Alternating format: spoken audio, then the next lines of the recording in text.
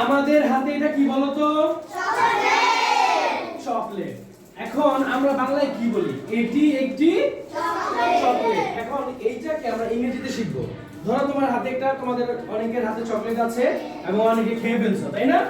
আচ্ছা, যাদের হাতে চকলেট আছে তারা বের করো, বলো দিস ইজ আ চকলেট। এটি হয় একটি চকলেট। ক্যান্ডি আবার অন্যরকম, ক্যান্ডি ললিপপ টাইপের থাকে একরকম, ওটা হচ্ছে ক্যান্ডি। বলো দিস ইজ আ চকলেট।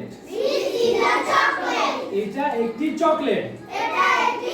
এবার ধরো চকলেটটা কি আমার কাছে না দূরে? এবার কি আমরা বলবো এটি না ওইটি? যখন দূরের কোনো কিছু বোঝাবো ওইটি, তখন হয়ে যাবে দিস এর বদলে দ্যাট। কি হবে? দ্যাট। বলো দ্যাট ইজ আ চকলেট। ওই হয় একটি চকলেট। মনে থাকবে? আচ্ছা, ধরো এবার চকলেট বাদ, এবার হচ্ছে টেবিল। এটা কি?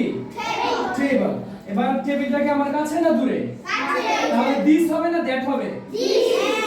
দিস। দ্যাট যে বলেছে সে ভুল। বল দিস ইজ আ টেবিল। এবার কি আমি দূরে আছি না কাছে আছি? এবার কি দিস হবে না দ্যাট হবে? বলো দ্যাট ইজ আ টেবিল। বুঝতে পেরেছো তোমরা? দিস এবং দ্যাট এর ব্যবহারটা বুঝতে পেরেছো? এবার আমরা বেশি বেশি প্র্যাকটিস করব যেন না বলি, ঠিক আছে?